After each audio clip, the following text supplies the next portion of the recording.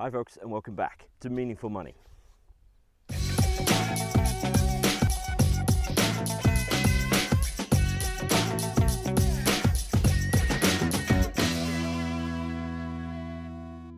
Okay, absolutely spectacular July afternoon, Sunday afternoon. It's blistering hot. I fried my neck yesterday. Not sure if you can see that, probably not, but who's complaining, eh? We're done with long-term care now. I did say I was going to go into equity release next. I'm actually just going to delay that a little bit so that I'm better prepared, and instead go into another little mini-series on life stages. So these are the different stages of your life which come with different priorities and things to think about in financial planning terms. So there's going to be 6 videos in this series, and they'll cover off the 6 main life stages as defined by me. So the first is young, free and single, so post-university probably. Second is what I call dinkies, double income, no kids. Then family, then sort of post-family, what I call middle age. Then sort of retirement, around the time of retirement, and early retirement. And then old age. Okay, so those are going to be our 6 life stages. Going to look at the financial considerations for you if you're in one of those stages. So first, it's young, free and single. As ever though, before I get into it, my good friends down here in the bottom right, 7 Investment Management, who sponsor the show. I'm very grateful to them, so thank you. So you're young, free and single. What are the characteristics of a young, free and single person, other than as the name suggests? Well, chances are you're at the bottom end of the earning spectrum. Even if you've graduated with a good degree, it's by no means a given that you'll be in work at all. And if you are in work, you'll be towards the end of your earning spectrum. Hopefully this will be as bad as it gets, and as you go through your life, your earnings potential will increase. You may or may not have student debt, which is a factor, and you're probably living at home, maybe, or possibly in kind of a multi-let with perhaps some student mates of yours or whatever. So it's unlikely that you're owning your own home at this stage. We'll come to that perhaps next time. So those are characteristics of somebody young, free and single, and what do you need to be thinking about? Well, I'm going to call this sort of stage the good habits. If you can get into good habits at this stage, then you are set up for life. So by good habits, primarily I mean getting in the savings habit. Now this is not easy. It's going to be difficult, particularly if you're saddled with student debt. But if you can get into the habit of saving at this stage, then it will serve you very well for the rest of your life.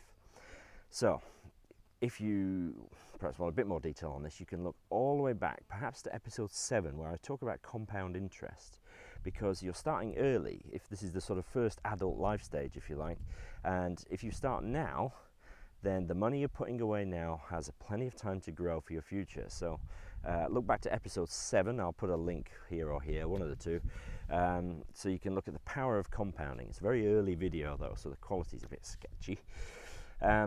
Get into the habit now of paying yourself first. So when you receive your income, I'm going to assume you're working at this stage, but when you receive your pay, maybe you're paying board to your parents or perhaps a bit of rent in a multi-let, something like that. But when you receive your pay, the first thing you do is you pay yourself. And by that I mean put some money aside before you pay your bills. Even if it's a small amount, 10 quid a month, 20 quid a month.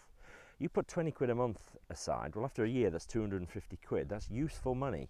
2 or 3 years, then you've got a really good sort of buffer nest egg. So pay yourself first, okay?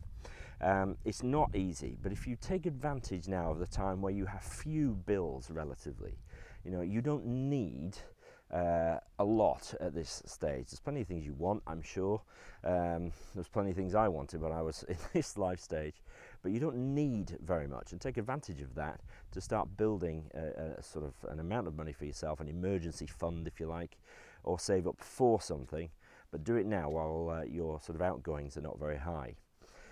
Look back at episode 11 for building an emergency fund, something which I think is very important. Sorry, just checking left and right because this is a footpath right through here.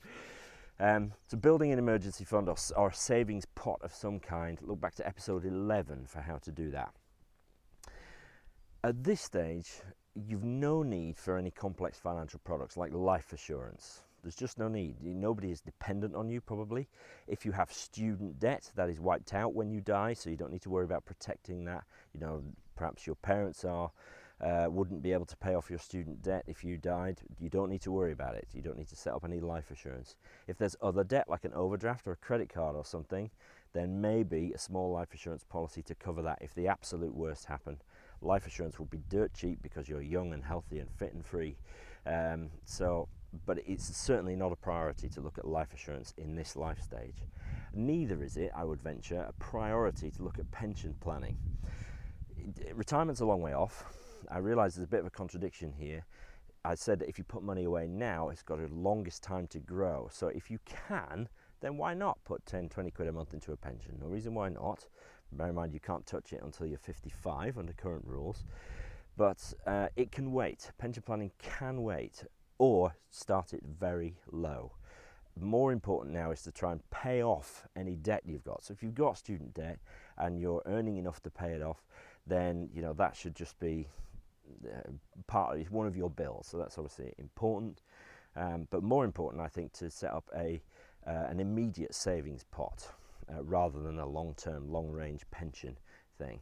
But if you are free of debt by some miracle of good planning by your parents, perhaps, then you know, by all means, start a pension, but start it slow and low. Right? Far better to set up a savings pot you can get your hands on now, or in 5 years' time, maybe when you want to buy a house. So don't worry about life assurance. Don't worry too much about pensions. Get into the habit of saving. I tell you what, I really wish I'd taken this medicine myself when I was in this stage.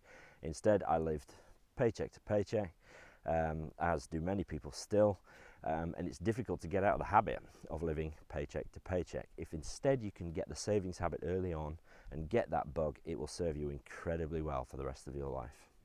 So next is Dinkies, double income, no kids. So thanks for watching this one, and I'll see you next time.